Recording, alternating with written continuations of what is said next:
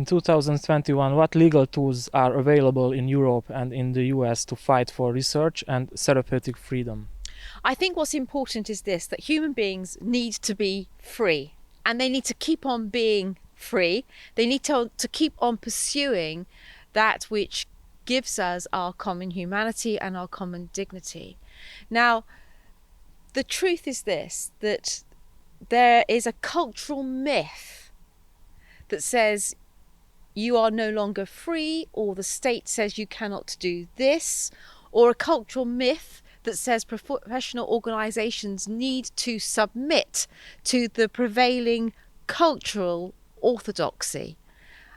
A prevailing cultural orthodoxy that says, for instance, around our subject today, you are born gay, you cannot change, you are born in the wrong body. To access treatment, to look at this, or to access therapy, if you're unhappy in that place, is something that is cruel, is something that's unkind. We need to ban these therapies. Well, it's a cultural lived reality, but in many senses, we have all succumbed to it rather than seeking to resist it. Well, I say this as a lawyer, at every stage we need to continue to seek and contend for our common humanity, for an ability to be free. How is the scope for Christian doctors, therapists, and priests to restrict their freedom of conscience? Who can they turn to for legal help if they are discriminated against because of their religion? Well, what I want to say is this, that it's really important that counsellors and doctors and therapists and priests and pastors continue speaking the truth, and that they continue helping those who are seeking help, and that we continue to contend in the public space. It's really important that we do this.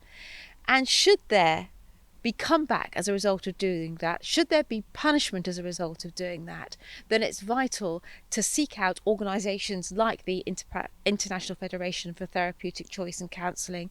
It's important to seek out someone like me at the Christian Legal Centre in the United Kingdom, or other legal bodies like ours, because we are there and we are ready to protect you, to look after you, and to defend you no matter where you are.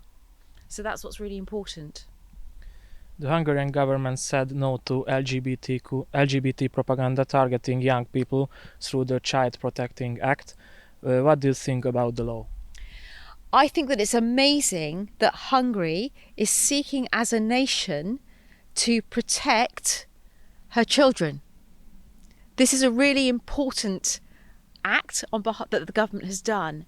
And I think that it's something that you mustn't take for granted. If you only have to look to the education in the United Kingdom to see that back in the late 1980s, there was, under the government of Margaret Thatcher, similar legislation to protect our children in schools. But that was overturned, and very quickly, within 2 decades, we have a situation whereby today we are promoting homosexual ideology and trans ideology into our schools at the youngest stages, age 4, age 5, age 6, age 7.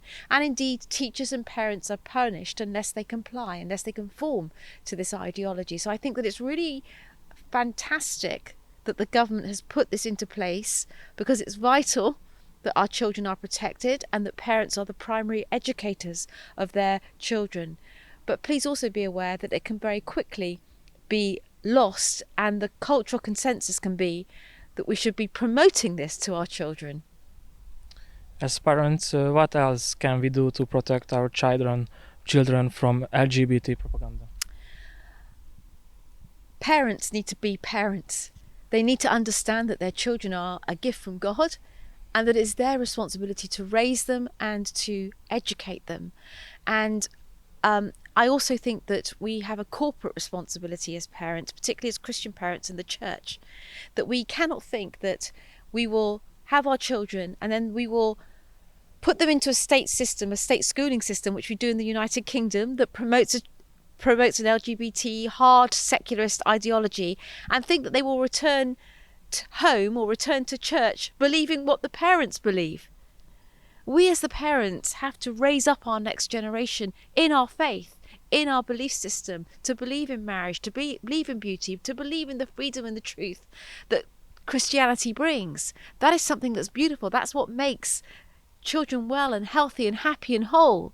And that's something that we truly need to hold on to. So parents need to be parents. Parents need to understand how their children are being educated, or to educate their children themselves. They are so precious. This way we will keep the faith.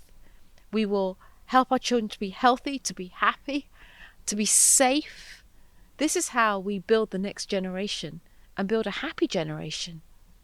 I mean, it's staggering, isn't it, that we have, in the Western world generally, children, all the studies show, all the social science shows that our children are unhappy, are broken-hearted, that there's high suicidality, that they're confused about their sexuality, that they're confused about their gender. All this freedom, all this so-called freedom that has come with secular humanism and rights talk, has not led to freedom and happiness. It's led to a kind of enslavement. Whereas Christianity and all that flows from it brings freedom and brings a security in knowing that you're made in the image of God. So beautiful. You spoke about the next generation. How do you see the future of Europe in the next 100 years? Are you optimistic or pessimistic in general? I am always optimistic. And so the challenge is, really, I think at this point, do we love God enough? Do we believe in him enough to make him known in our nations? Will we actually say he has the blueprint for living, that Jesus Christ is a beautiful saviour? This is the how now to live. So will those that really love Jesus, will they stand up and take their place in culture? And will we love the next generation so much that we will say that we will be prepared to speak and to live out the faith? I believe that this is the answer, and as if we cry out to God for this, then there is, he's so patient, he hasn't given up on us, and there will be a way back. But if we don't, if we keep on paving our own way, then we're already beginning to see the fruits of that. Destruction, devastation, sadness. So what do we want? What do we want? Will we turn back to God? Or we say, no, we're going to just keep on going our own way? Last question. Do you have a message for Hungarian people? I want to say to Hungary, you have a beautiful nation.